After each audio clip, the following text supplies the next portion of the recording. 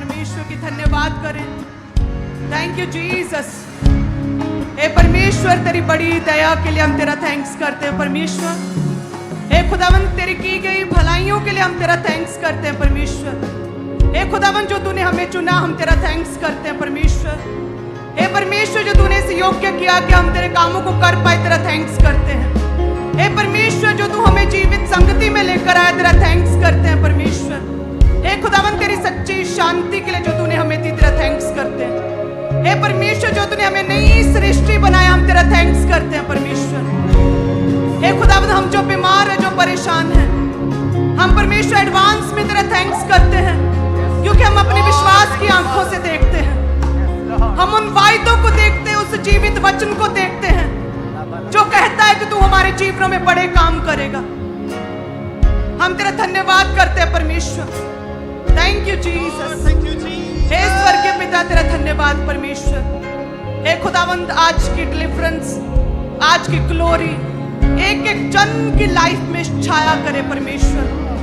तेरा ग्लोरी का आत्मा एक एक जन पर उठेला जाए परमेश्वर।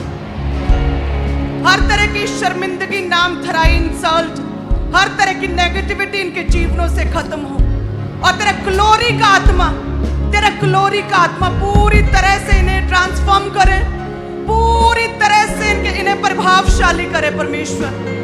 शारीरिक रीति से प्रभावशाली, आत्मिक रीति से प्रभावशाली करे परमेश्वर। तेरा ग्लोरी का आत्मा एक एक जन पर छाया करे प्रभु यीशु के नाम में हम मांगते हैं। आमीन आमीन। हालेलुया। तारीफ करे सभी कलीसिया। Thank you Jesus. हालेलुया। कृपया अपने स्थानों पर विराजमान हो। मेरा ये विश्वास है प्रभु का आत्मा हमारे संग है और परमेश्वर सदैव आपके जीवनों में बड़े काम करता रहेगा। क्यों कहते हैं ना कि एक बीज के लिए, उसे ग्रो करने के लिए, एक बीज को बड़ा करने के लिए, एक बीज को वृक्ष के रूप में, एक बीज को फलों के रूप में अपने लास्ट मिरेकल को रिसीव करने के लिए भूमि चाहिए। एक ऐसी भूमि चाहिए जो उपजाऊ हो, जो बंजर ना हो, जो ड्राई लैंड ना हो, जिसमें कांच ना हो, जिसमें कूड़ा ना हो, ऐसी भूमि जो सख्त ना हो। सो आज जितनी कलीसियाएं परमेश्वर की संगति में हैं, प्रभु के घर में हैं, आप खुद एक बीज हैं और आज आप परमेश्वर की संगति में और उसके घर में रोपे गए हैं। उपजाऊ भूमि में आज आप रोपे गए, उगाए गए हैं प्रभु यीशु के नाम में। हालेलुया। और फल लेकर आना निश्चित है, वो फिक्स है परमेश्वर की ओर से, क्योंकि आप उपजाऊ भूमि प्रभु की संगति में आज उगाए गए हैं, आप रोपे गए हैं।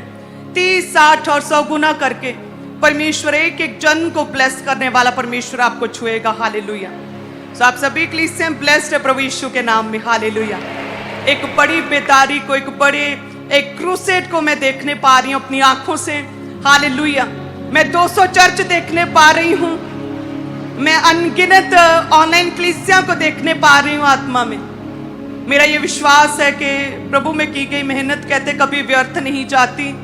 परमेश्वर ने अपने दास को ये रेमा दिया था और उसे सच में हम अपनी आंखों से पूरा होता हुआ देख रहे हैं। परमेश्वर ने मुझे रेमा दिया था कि जिसे मैं ऊंचा करूं उसे कोई भी नीचा नहीं कर सकता। डोंट वरी, जस्ट मुझ में रहो, अपने शरण स्थान में रहो। और मैं उसे अपनी आंखों से देखने पा रही हूं। हालेलुया। प्रभु के वचन में की गई बातें, अपने दासों के साथ की गई बातें, वो सच में परमेश्वर आज भी हमारे साथ करता है, बड़े काम करता है परमेश्वर। परमेश्वर अपनी पवित्र आत्मा के जरिए हमसे बातें करता है। परमेश्वर अपने दासों के जरिए हमसे बातें करता है। परमेश्वर अपने वचन के बीच से हमसे बातें करता है। परमेश्वर प्रार्थनाओं के बीच में हमसे बातचीत करता है। परमेश्वर सपनों के जरिए हमसे बातें करता है। परमेश्वर दर्शनों के जरिए हमसे बातें करता है। सो इसलिए मैं आपसे हमेशा कहती हूं अपने आत्मिक एफर्ट्स को, लगातार प्रयासों को बनाए रखा करें। दिन और रात परमेश्वर में मगन रहना, दिन और रात प्रार्थना में रहना। आप चाहे लेटे हैं, चाहे आप सेल फोन पर हैं, चाहे किसी से बात कर रहे, आ और जा रहे हैं, लेकिन मन में आपके हमेशा परमेश्वर बसा हुआ है। लगातार अंदर ही अंदर आपकी प्रेयर्स चलती रहती हैं। लगातार अंदर ही अंदर आप यदि परमेश्वर को मनन करते रहते हैं, आपका कनेक्शन यदि परमेश्वर के साथ मजबूत रहता है, देन परमेश्वर आपके जीवन में एक्स्ट्रा ऑर्डिनरी मिरेकल्स करता है। एक्स्ट्रा ऑर्डिनरी आप अपने जीवन में परमेश्वर के दर्शनों को देखते हैं। क्या ऐसा भी हो सकता है? क्या ये सच है? मैं क्योंकि रोजों में हूं, कल मैं अपने बिस्तर पर लेटी प्रेयर कर रही थी और एकदम से मेरी झपकी लग गई प्रार्थना करते करते, और प्रभु के दास की आवाज में मुझे आवाज आई, मुझे पुकारा, और अपोस्टल जी की आवाज में। तो मुझे लगा कि अपोस्टल जी तो प्रार्थना में थे, क्या वो आ गए? तो मैं फटाफट उठ के मैंने देखा तो कोई नहीं था, अभी आए नहीं थे। क्लियरली आवाज सुनी, मैं फिर लेट गई। सेकंड टाइम फिर आवाज आई, प्रभु के दास की आवाज, मुझे मेरा नाम लेकर पुकारा और साथ में कुछ कहा। तो मैंने देखा कि अभी आए नहीं हैं, आवाज कैसे आ रही है? मैं मन में सोच रही हूँ कि क्या जैसा सैमुअल के साथ हुआ, क्या मेरे साथ भी वैसे ही हो रहा है क्या? हालेलुया। तो ऐसा कैसे हो सकता? मैं तो एक ऑर्डिनरी सा पर्सन हूं, मेरे साथ ऐसा कैसे हो सकता कि उसे भी तो सेम प्रभु उसके मेंटर की आवाज में पुकारा था। तो मैं जस्ट प्रेयर कर रही थी और देन अपने कामों में लग गई। जब प्रभु के दास शाम को आए प्रार्थना से, तो मुझे आकर उन्होंने सबसे पहले कहते, प्रभु ने मुझे तेरे विषय में एक बात की है, और सेम वर्ड्स जो परमेश्वर ने आवाज देकर अपने दास की आवाज में मुझसे कहा, सेम वर्ड सेम बात मेरे विषय में परमेश्वर ने अपने दास से की। हालेलुया। और मैंने उन्हें कहा कि मैंने तो ये भूल गई थी, मुझे सेम ये बात प्रभु ने की आपकी आवाज में। और 2 बार मैं उठी कि अपोस्टल जी क्या आ गए प्रेयर से, तो वो कहते आज से फॉलो करो। हालेलुया, तारीफ करे परमेश्वर की। तो ऐसा नहीं है कि हमारा परमेश्वर केवल बिब्लिकल परमेश्वर है। ऐसा नहीं है कि परमेश्वर ने बातें जो की सैमुअल से की, दाऊद से की, और अब किसी से नहीं करते। प्रेरितों की सेवकाई जो शुरू हुई वो अभी तक लगातार चल रही है। यदि हम सेम उसी रीति से जो परमेश्वर हमसे एक्सपेक्ट करते हैं, हाईएस्ट लेवल की पवित्रताई को यदि मेंटेन करें, हाईएस्ट लेवल की अलगताई हम यदि मेंटेन करें, क्योंकि एक बीज को यदि उसे बढ़ना है, यदि उसे ग्रो करना है, तो उसे स्पेस चाहिए होता है। वो बीज को स्पेस चाहिए।